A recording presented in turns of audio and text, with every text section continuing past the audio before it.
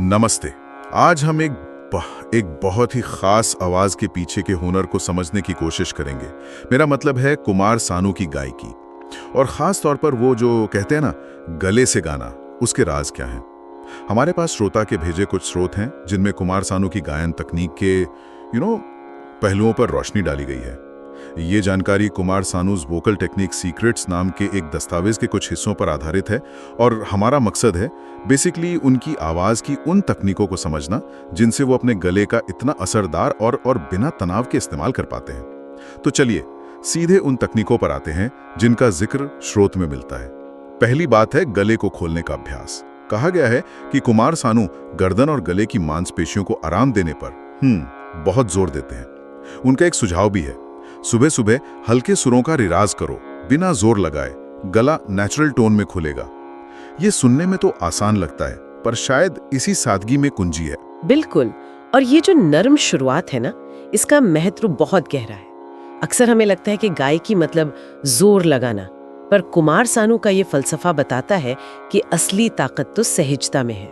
सुबह हल्के सुरों का रियाज बिना जोर लगाए, ये वोकल कॉर्ड्स को धीरे धीरे जगाने जैसा है, समझ लीजिए। अच्छा। इससे मांसपेशियों पर वो बेवजह का तनाव नहीं आता। और सोचिए, अगर दिन की शुरुआत ही तनाव से हो तो आवाज जल्दी थक सकती है या चोटिल भी हो सकती है। तो ये तरीका आवाज की सेहत और उसकी ताजगी बनाए रखने के लिए बहुत जरूरी है। अच्छा, तो ये एक तरह का बहुत ही सौम्य वार्म अप हुआ। श्रोत में एक अभ्यास का भी जिक्र है, आ को धीमे से ऊंचे सुर तक ले जाना और हर सुर पर गले को ढीला महसूस करने पर ध्यान देना। ये गले को खोलने में कैसे मदद करता है फिर? देखिए, ये अभ्यास जो है वो आवाज की रेंज को धीरे धीरे और सबसे जरूरी सुरक्षित तरीके से खोलने में मदद करता है। आ ध्वनि वो सबसे खुली भी मानी जाती है जिसमें गले पर कम से कम दबाव पड़ता है। तो जब आप इसे धीमे से ऊंचे सुर तक ले जाते हैं तो वोकल कॉर्ड्स धीरे धीरे स्ट्रेच होते हैं, उनमें लचीलापन आता है। और जो सबसे अहम बात है, ढीला महसूस करना, ये एक दिमागी निर्देश है जो मांसपेशियों को तनाव मुक्त रहने में मदद करता है। अच्छा, तो ये सिर्फ फिजिकल नहीं, मेंटल भी है? हाँ बिल्कुल, ये सिर्फ शारीरिक नहीं, मानसिक अभ्यास भी है। गले को कंट्रोल करने की कोशिश की बजाय उसे सहज रहने देना। समझ गया। यानी पहली सीढ़ी है नरमी और सहजता से शुरुआत। अच्छा, इस नर्म गले के बाद उनकी आवाज में जो एक खास वजन और गहराई सुनाई देती है, उसका क्या राज है? यहाँ बात आती है दूसरी तकनीक की, गले और सीने की गूंज, जिसे रेजोनेंस कहते हैं, उसके बीच संतुलन। कुमार सानू का एक जिक्र मिलता है, मैं गला और सीना दोनों का यूज करता हूँ, सिर्फ गला से गाने पर आवाज पतली पड़ जाती है। ये संतुलन, ये इतना जरूरी क्यों है? रेजोनेंस या गूंज वही तो है जो आवाज को उसका रंग देती है, उसका वजन, उसकी ताकत देती है। ध्वनि हमारे शरीर के अलग अलग हिस्सों, गला, मुंह, नाक, छाती, इनमें कंपन पैदा करती है, वाइब्रेट करती है। कुमार सानू का कहना एकदम सटीक है यहाँ। अगर आवाज सिर्फ गले या ऊपरी हिस्से में गूंजेगी तो उसमें हाई फ्रीक्वेंसीज हावी होंगी। अच्छा, जिससे आवाज पतली या शायद थोड़ी तीखी लग सकती है। और जब सीने की गूंज जुड़ती है तो आवाज में लोअर फ्रीक्वेंसी यानी बेस और गहराई आती है। ओके। इससे आवाज भरी हुई लगती है, गर्म लगती है और ज्यादा दमदार महसूस होती है। और स्रोत में ये भी कहा गया है, गले से थ्रो करते हुए सीने में कंपन महसूस करने की तकनीक पर ध्यान देना। इसका क्या मतलब हुआ? आवाज को सीने की तरफ धकेलना? थ्रो करने से मतलब शायद दिशा देने से, लेकिन जोर से फेंकना नहीं। मतलब यह है कि ध्वनि का स्रोत भले ही वोकल कॉर्ड्स हों, पर उसकी गूंज को आप सचेत रूप से कॉन्शियसली छाती में महसूस करें। अच्छा, यह आवाज को नीचे की ओर एंकर करने जैसा है, ताकि वो सिर्फ गले में ना अटकी रहे। इससे आवाज को एक मजबूत आधार मिलता है, और शायद ये संतुलन ही उनकी आवाज के सिग्नेचर साउंड का एक अहम हिस्सा है, जिसमें ऊंचाई भी है और गहराई भी। दिलचस्प। और इसके अभ्यास के लिए सारे गा मा गाते हुए खासकर गा और माँ पर सीने की कंपन पर ध्यान देने का सुझाव है। ये सुरी क्यों? देखिए, गा और माँ अक्सर मध्य रेंज के सुर होते हैं। हाँ। और इस रेंज में गले और सीने की गूंज का संतुलन साधना थोड़ा आसान होता है। ऊंचे सुरों पर जाएं तो हेड रेजोनेंस हावी हो सकती है, और बहुत नीचे सुरों पर चेस्ट रेजोनेंस। गा और माँ वो बीच का रास्ता है जहां गायक इस मिक्स को, इस संतुलन को महसूस करना और कंट्रोल करना सीख सकता है। अच्छा, ये वो स्वीट स्पॉट है। हाँ, कह सकते हैं, जहां दोनों के मिलने से आवाज संतुलित और समृद्ध बनती है। कि कुमार सानू की आवाज में हल्की नियंत्रित नेज़ैलिटी है। अब अक्सर तो नेज़ल आवाज को अच्छा नहीं माना जाता, तो ये नियंत्रित नेज़ैलिटी क्या चीज है, उनका राज भी बताया गया है। थोड़ा गला और नाक का मिक्स रखो, जैसे आवाज एकदम सीधा माइक में घुसे। ये मिक्स कैसे काम करता है? हाँ, ये समझना बहुत जरूरी है कि अनचाही नेजल आवाज और नियंत्रित नेजल रेजोनेंस में फर्क है। अनचाही नेजल आवाज में क्या होता है, बहुत ज्यादा हवा नाक से निकलती है, आवाज दबी हुई सी लगती है। लेकिन नियंत्रित नेज़ैलिटी में आवाज का कुछ हिस्सा नाक के रास्ते से गूंजता है, जिससे आवाज में एक खास चमक आती है, स्पष्टता और एक फॉरवर्ड प्लेसमेंट आता है। Forward placement? हाँ, ऐसा लगता है जैसे आवाज चेहरे के बिल्कुल सामने से आ रही हो। तो क्या इसी वजह से उनकी आवाज माइक पर इतनी साफ और सीधी लगती है? वो सीधा माइक में घुसने वाली बात जो उन्होंने कही। हाँ, काफी हद तक। जब आवाज में थोड़ी नियंत्रित नेजल रेजोनेंस होती है तो वो ज्यादा फोकस्ड और दिशात्मक, मतलब डायरेक्शनल हो जाती है। अच्छा। इससे आवाज संगीत के बीच अपनी जगह बनाती है, कट थ्रू करती है। और रिकॉर्डिंग के लिहाज से देखें तो ये बहुत प्रभावी होता है, क्योंकि आवाज सीधे माइक्रोफोन तक पहुंचती है, बिखरती नहीं। ये आवाज को फोकस देता है। सही। और इसके अभ्यास के लिए ध्वनि के साथ सुर लगाने, फिर उसी एहसास के साथ शब्दों को बोलने का सुझाव है, जैसे तेरा। ये कैसे काम करता है? देखिए, ध्वनि जो है वो स्वाभाविक रूप से नेजल रेजोनेंस पैदा करती है। इसे करते हुए आप होठों और नाक के आसपास वो कंपन महसूस कर सकते हैं। हाँ, बिल्कुल। तो इस ध्वनि से सुर लगाने पर आप उस नियंत्रित नेजल गूंज को पहचानना और महसूस करना सीखते हैं। फिर उसी एहसास को बनाए रखते हुए शब्दों पे आने से आप उस गूंज को अपनी सामान्य गायकी में शामिल करना सीखते हैं। ये धीरे धीरे उस मिक्स को साधने का तरीका है जिसकी बात कुमार सानू कर रहे हैं। समझ गया। ये तकनीकें तो एक दूसरे से काफी जुड़ी हुई लगती हैं। अब चौथी तकनीक पर आते हैं, सांस लेने का सही तरीका और गले पर उसका असर। कुमार सानू का एक कथन है, सांस गले में नहीं पेट में रोकनी चाहिए। हम सबने सुना है पेट से सांस लेने के बारे में, लेकिन उनका ये कहना पेट में रोकनी चाहिए, इसका गले के दबाव से क्या सीधा संबंध है? ये डायफ्रामिक ब्रीदिंग का ही एक, कह सकते हैं, व्यवहारिक पहलू है। जब हम गहरी सांस लेते हैं, डायफ्राम नीचे जाता है, पेट बाहर आता है।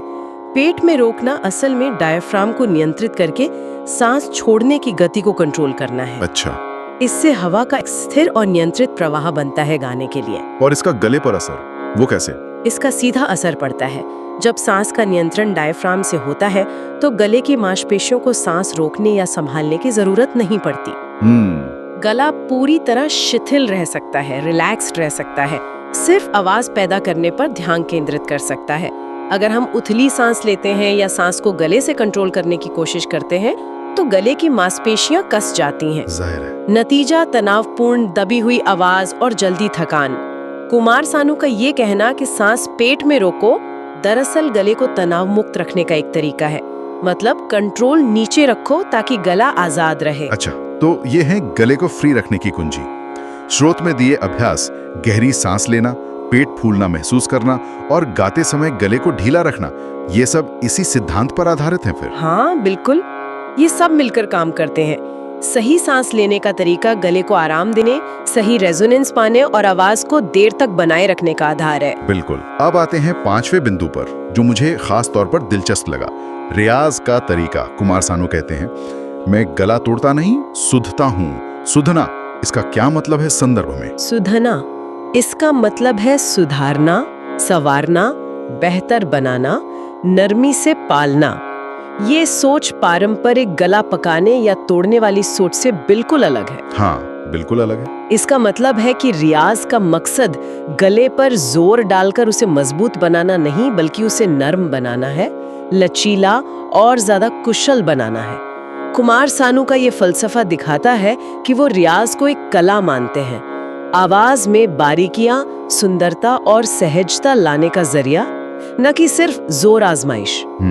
और ये शायद उनकी आवाज की इतनी लंबी उम्र का भी एक राज हो सकता है। तो ये उस तरह के रियाज से कैसे अलग है जिसे लोग अक्सर गला तोड़ना कहते हैं? उसके क्या नुकसान हो सकते हैं? देखिए, गला तोड़ने वाला जो नजरिया है वो अक्सर घंटों तक जोर जोर से गाने, अपनी रेंज से बाहर गाने की कोशिश करने या बिना वार्म अप के गाने से जुड़ा होता है। हाँ, सुना है। इससे वोकल कॉर्ड्स पे सूजन आ सकती है, नोड्यूल्स बन सकते हैं या आवाज को स्थायी नुकसान पहुंचने का खतरा रहता है। कुमार सानू का सुधने वाला तरीका धीमी, सचेत प्रगति पर जोर देता है। आवाज की सीमाओं का सम्मान करना, धीरे धीरे उन्हें बढ़ाना और सबसे अहम, हमेशा आराम और सहजता से गाना। ये आवाज को सजा देना नहीं, उसे साधना है। साधना सही शब्द है। उनकी बताई गई दैनिक दिनचर्या भी काफी संक्षिप्त सी लगती है। 15 मिनट आकार रियाज, 10 मिनट ओमलाप, 5 मिनट कूल डाउन, मतलब गुनगुनाना। क्या इतना काफी है? ये दिखाता है कि नियमितता और गुणवत्ता शायद मात्रा से ज्यादा जरूरी हो सकती है। अच्छा। आकार रियाज आवाज खोलने और रेंज पर काम करने का क्लासिक तरीका है। ओम जाप में जो म ध्वनि है वो नेजल और चेस्ट रेजोनेंस दोनों का अभ्यास कराती है और ध्यान केंद्रित करने में भी मदद करती है। और कूल डाउन जैसे गुनगुनाना, वो अभ्यास के बाद वोकल कॉर्ड्स को धीरे धीरे सामान्य स्थिति में लाता है। तो ये छोटा लेकिन फोकस्ड अभ्यास लंबे लेकिन बेतरतीब और जोरदार सेशन से कहीं ज्यादा फायदेमंद हो सकता है। ये उसी सुधरने के फलसफे से मेल खाता है, रोज थोड़ा संवारना। वाकई गुणवत्ता पर ध्यान देना। और अब आते हैं आखिरी और शायद सबसे गहरे पहलू पर, भावना, इमोशन। कुमार सानू का कथन है, गले से आवाज निकलती है पर दिल से फील आता है। सुनने में तो ये बहुत भावनात्मक बात लगती है, पर क्या इसका कोई तकनीकी पहलू भी है? हाँ, इसका एक बहुत महत्वपूर्ण तकनीकी पहलू है। असल में जब आप किसी गीत के भाव को सच में महसूस करते हैं, चाहे वो खुशी हो, दर्द हो या प्यार, तो आपका सांस लेने का तरीका, आपकी पिच का उतार चढ़ाव, आपकी आवाज का टिम्बर यानी वजन, यहाँ तक कि शब्दों के बीच ठहराव, ये सब अवचेतन रूप से सबकॉन्शियसली उस भावना को व्यक्त करने के लिए ढल जाते हैं। अच्छा, इसका मतलब ये हुआ कि सही भावना गले को अपने आप सही ढंग से इस्तेमाल करने में मदद करती है। स्रोत में लिखा है, मतलब इमोशन के साथ गाने से गला अपने आप एक्सप्रेसिव हो जाता है। बिल्कुल, सच्ची भावना आवाज को गाइड करती है। आपको दिमाग लगाकर ये नहीं सोचना पड़ता कि अच्छा यहाँ आवाज को नर्म करूं या यहाँ थोड़ा वजन डालूं। हाँ। अगर आप भावना को जी रहे हैं तो आपकी आवाज स्वाभाविक रूप से वो बारीकियां ले आएगी। ये गले पर बनावटी जोर डालने या आवाज को बनाने की कोशिश से कहीं ज्यादा असरदार और प्रामाणिक होता है। अच्छा। और दिलचस्प बात यह है कि सच्ची भावना महसूस करते वक्त अक्सर गला ज्यादा रिलैक्स रहता है, क्योंकि ध्यान शारीरिक कंट्रोल से हटकर अनुभव पर चला जाता है। ये तो कमाल की बात है। यानी तकनीक और भावना अलग अलग नहीं है, बल्कि एक दूसरे को पूरा करते हैं।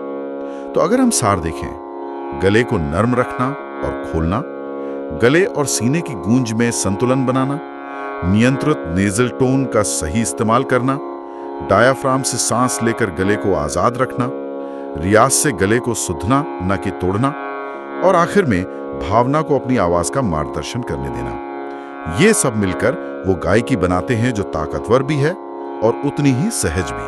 आपने बिल्कुल सही सार निकाला है।